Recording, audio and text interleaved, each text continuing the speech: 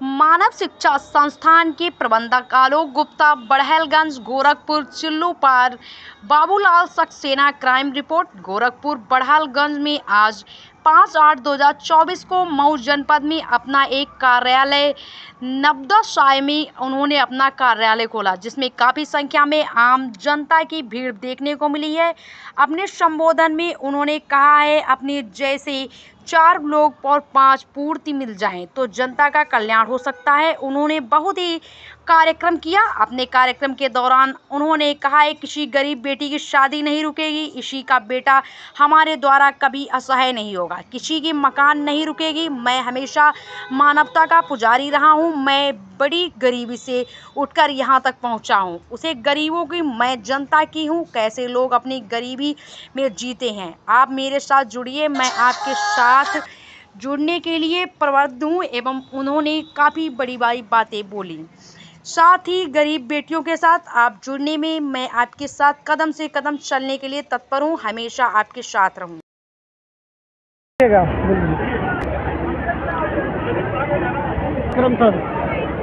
ये कार्यक्रम समाज की सेवा करने के लिए, समाज के लोगों को एकत्रित करने के लिए, हर वर्ग के लोगों को अपने साथ जुड़ने के लिए मानव सेवा संस्थान की एक पहल थी, जिसके ज़रिए हमने जनसंपर्क कार्यालय का उद्घाटन भी किया और तमाम जो हमारी माताएं बहनें या इस क्षेत्र के जो भी चाचा दादा युवा दोस्त सभी लोग इकट्ठे हुए थे, जो हम अपनी मिशन और हम अपनी सोच को लोगों तक रखने का काम किए हैं मानव सेवा संस्थान के सौजन्य से। किस तरीके से आप सेवा करते हैं? हर घर से सहयोग की अपेक्षा करते हैं, हर घर से सहयोग लेने का काम करते हैं और जो परिवार हमसे जुड़ता है, जो सहयोग करता है, उसी सहयोग के बल पे हम लोगों की सेवा करने का काम करते हैं। सर, आपको ऐसा सेवा करने में कैसा महसूस होता है? बहुत अच्छा महसूस होता है जी। जैसे अभी आपने बीच में कहा था, जो गरीब परिवार है जिसके यहाँ लड़कियाँ की शादी लोग नहीं करा पाते हैं, दर दर भटकते हैं या दवा के लिए या पढ़ाई के लिए, उसके विषय में कुछ संक्षिप्त में बता दीजिए। उनके व्यवस्था के अनुसार सिर्फ इतना ही करना है कि हम जिसको अपने परिवार से जोड़ते हैं, मानव सेवा संस्थान परिवार से जोड़ते हैं, हम उस परिवार को सीधा सिर्फ यही सिखाते हैं कि जो भी आपका खर्च होता है, फालतू खर्च होते हैं, लोग गुटखा खा के खर्च कर देते हैं, लोग सुर्ती पान बीड़ी सिगरेट पी के खर्च कर देते हैं, नशे की आदी होकर के शराब के लत में पड़ करके लोग खर्च कर देते हैं। उस पैसे को अगर हम बचत करेंगे और 3-3 रुपये का सहयोग यदि वो मानव शिक्षा सेवा संस्थान को देने का काम करेंगे तो निश्चित रूप से हम लोगों की सेवा भी कर सकेंगे और लोगों की मदद भी कर सकेंगे। सर, आपको प्रेरणा ये कहाँ से आई है? ये प्रेरणा सही मायने में कहिए तो मैंने अपने बगल के ही लोगों से सीखा है। ख़ास तौर से मैं अपने विधायक, जो हमारे क्षेत्रीय विधायक श्री राजेश त्रिपाठी जी हैं, जो उन्होंने 1-1 रुपया लेकर के मुक्ति पथ जैसा स्वर्ग चिल्लू पार क्षेत्र में देने का काम किया था। तो जो इंसान 1-1 रुपया लेकर के मुक्ति पथ जैसा स्वर्ग दे सकता है, तो हम भी 3 रुपया लेकर के लोगों की सेवा कर सकते हैं। ये प्रेरणा हमको उन्हीं से ही मिली है और वही हमारे मार्गदर्शक भी हैं। उन्हीं के ही बताए रास्ते पे हम चलने का काम करते हैं और सेवा करने का काम। ये संस्था कहाँ पे है? ये संस्था गोरखपुर जिले के बड़हलगंज क्षेत्र में, आपका निकट मुक्ति पथ के थोड़ा सा आगे आप जाएंगे तो होम्योपैथिक डिग्री कॉलेज है, जिसको खड़ेसरी ग्राम सभा बोला जाता है। उसी खड़ेसरी ग्राम सभा के हम निवासी भी हैं और हमारी सारी व्यवस्थाएं वहीं से संचालित होती हैं और हमने वहाँ पे तमाम ऐसे देवी देवताएं हैं जिनका हमने मंदिर भी बनवाया है। उससे भी लोग आशीर्वाद लेते हैं ऊपर वाले का और एक दूसरे का सहयोग करते रहते हैं। संस्था किस साल में निर्माण हुआ था? संस्था का निर्माण 2008 में हुआ था और उस समय एक ठेला लगा करके मैं अपनी ज़िंदगी व्यतीत करता था बड़हलगंज के बाईपास चौराहे पे। और हम सभी ठेला वाले जितने भी लोग थे, उस समय हम लोग अपने अपने पास से, कोई मर जाता था, किसी को वहाँ शादी होता था, तो हम लोग 10-10 रुपया 20-20 रुपया सभी ठेला वाले मिल के इकट्ठा करते थे। लोगों के घरों पे लकड़ियाँ या आटा या शादियों में सहयोग देने का हम काम करते थे। लेकिन जब लोगों की जुड़ाव होने लगा, लोगों की अपेक्षाएं हमसे बढ़ने लगी, तो फिर इसको हम लोगों ने सहयोग के नज़रिए से इसको हम लोगों ने ढाल दिया और हम अब लोगों से अपील करते हैं, घर घर जाके लोगों से कहते हैं कि यदि आप 3 रुपया बचाएंगे तो हर प्रकार की सेवा आपकी हम करने को तैयार हैं। जी, मानव शिक्षा सेवा संधि के द्वारा, संस्था के द्वारा समाज के उत्थान के लिए क्या है 3 रुपये का राज?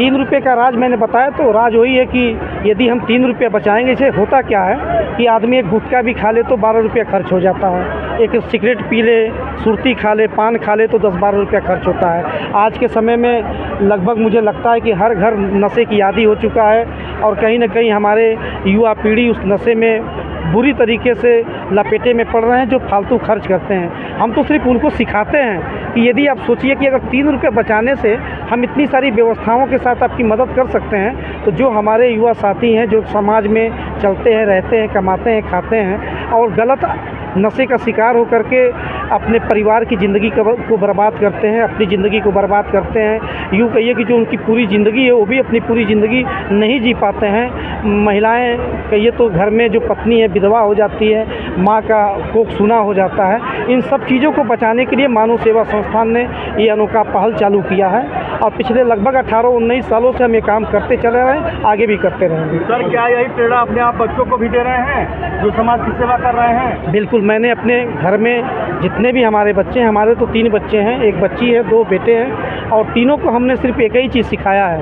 कि किसी का दुरुपयोग नहीं करना है, किसी से झूठ नहीं बोलना है, किसी से फरेब नहीं बतियाना है। आप सिर्फ सेवा करते रहें और जनता का आशीर्वाद देते रहें और उन्हीं से ही अपना भी कल्याण है। जैसे जनता से कल्याण तो देश की सरकारों का हो जाता है, बड़े बड़े नेताओं का हो जाता है, अधिकारियों का हो जाता है, तमाम लोगों का होता है। तो आज हम 20 सालों से हैं, तो ऐसा नहीं कि हमारे पास कहीं और से पैसा आता है हम भी जीते खाते हैं। उन्हीं जनता के बीच में चल करके हम अपना भी रोजी रोटी देखते हैं, 2 पैसा कमाते भी हैं और लोगों की मदद भी करते हैं। काम कर रही है जी, ये संस्था कितने जनपदों में काम कर रही है? लगभग 14-15 जिलों में काम कर रही है, जिसमें प्रमुख रूप से गोरखपुर, देवरिया, मऊ, आजमगढ़ जैसे ज़िले हैं जहाँ पे मानव सेवा संस्थान विशेष रूप से काम कर रही है। और उस तरीके से तो छोटे छोटे स्तर पे कई जिलों के लोग जुड़े हुए हैं। जनता का पैसा कहाँ निवेश करते हैं आप? जनता का पैसा जनता के बीच में निवेश करते हैं। जनता का जो सहयोग आता है, नहीं, आपने कहा कि 7 साल में दूना कर देंगे,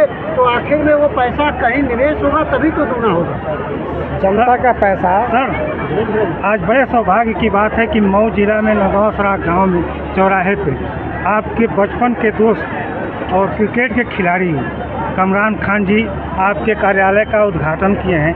इस संबंध में आप कमरान खान जी को और अपने टीम को क्या कहना चाहते हैं? कमरान खान भाई को और इनकी पूरी टीम को मैं बहुत बहुत मुबारकबाद और धन्यवाद दोनों देना चाहूँगा। दिल से धन्यवाद देना चाहूँगा कि जो बचपन की मित्रता थी वो कहीं ना कहीं आज एक बहुत बड़े स्तर का रूप ले रही है, लोगों की समाज सेवा करने का रूप ले रही है। हमारे साथी पत्रकार ने कहा कि हम इस पैसे की इन्वेस्ट कहाँ से करते हैं, तो मैंने कहा अपने संबोधन में, मैंने आप ये बात कही, शायद आप हमारे पत्रकार साथी उस चीज़ को समझ नहीं पाए हैं, सुन नहीं पाए हैं। मैंने ने सोच मिलाया, उनकी पूरी टीम ने इस सोच को के ऊपर अपनी मोहर लगाई है कि हम भी मानव सेवा संस्थान से जुड़ करके लोगों की सेवा करने का काम करेंगे।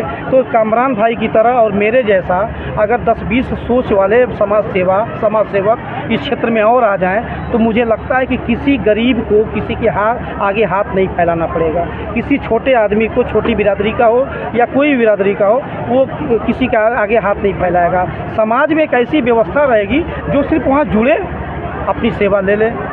कितना अच्छा बात है। कमरान जी, आप अपने बचपन के दोस्त आलोक गुप्ता जी का कार्यालय का उद्घाटन किए मानव शिक्षा सेवा संस्थान का, इस पर आप क्या कहेंगे अपने दोस्त के लिए? जी, बहुत सबसे पहले तो मैं शुक्रिया अदा करूंगा आलोक भाई का कि इतना बड़ा अपॉर्चुनिटी यहाँ हमारे क्षेत्र और मऊ जिले के लिए लाए।